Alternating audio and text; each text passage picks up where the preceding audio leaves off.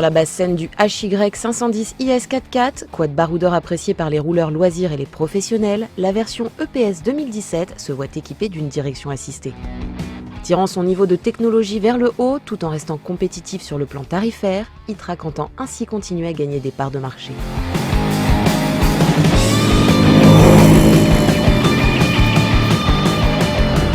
La prise en main classique, tout tombe sous la main, les commandes sont assez faciles d'utilisation.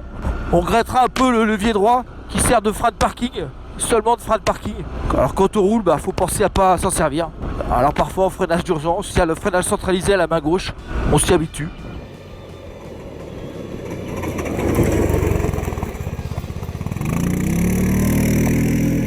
Le 510 IS EPS 4x4 est l'une des vitrines de la gamme e-Trac. Un quad très bien équipé avec direction assistée, un châssis à 4 roues indépendantes avec freinage centralisé à 4 disques, des jantes alu, un portage avant-arrière, des feux à LED, un dosseret de selle pratique et tout ce qui va pour barouder, protège-main, treuil, bumper à l'avant. Et la liste des attraits techniques continue, avec un moteur à injection Delphi, une gamme longue, courte et marche arrière, une transmission finale par arbre et cardan, et cerise sur le gâteau, ce 510 IS EPS répond à la norme Euro 4 2017 à différentiel arrière.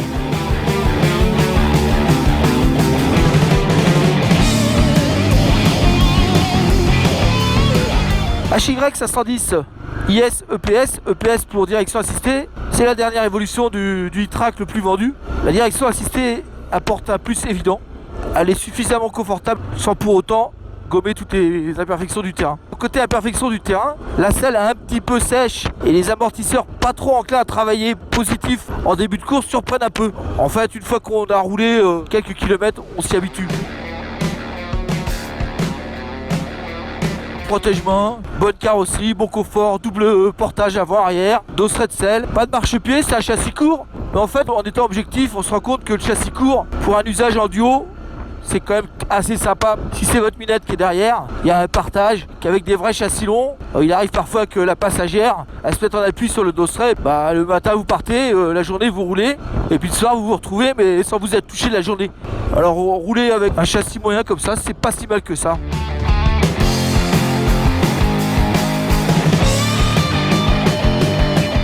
Usage en duo sur quad à châssis court ou quad à châssis long, e-Trac a opté pour la première approche.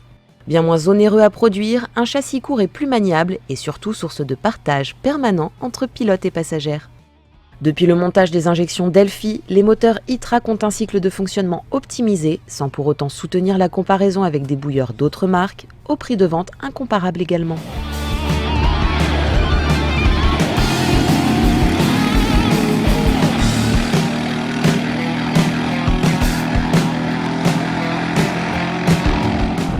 Alors en usage tranquille, on est surpris par la bonne vivacité du moteur, il répond toujours.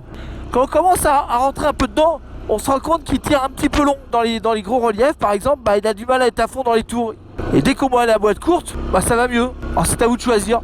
En gamme longue, ça monte un peu en sous-régime, alors qu'en gamme courte, vous êtes toujours dans les tours où la puissance est réelle.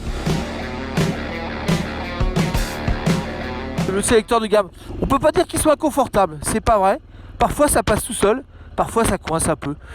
Alors le mieux, quand c'est possible, c'est d'éviter de changer de gamme de vitesse quand le quad est en charge. C'est quoi le quad en charge? Je m'explique.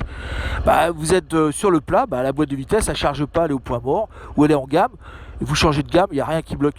Par contre vous êtes dans une descente ou dans une montée bloquée avec les freins, là ça peut poser problème. Alors le mieux c'est donc vous changez de rapport en préventif, vous attendez pas d'être dans une grosse galère.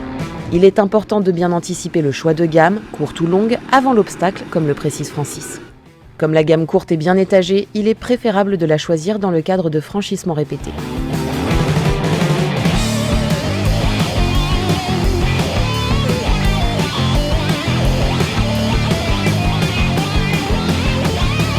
Là je suis en gamme courte, il reprend bien à bas régime, la puissance est linéaire, il n'y a pas d'à-coup de transmission, ça passe bien au sol, on ne s'énerve pas.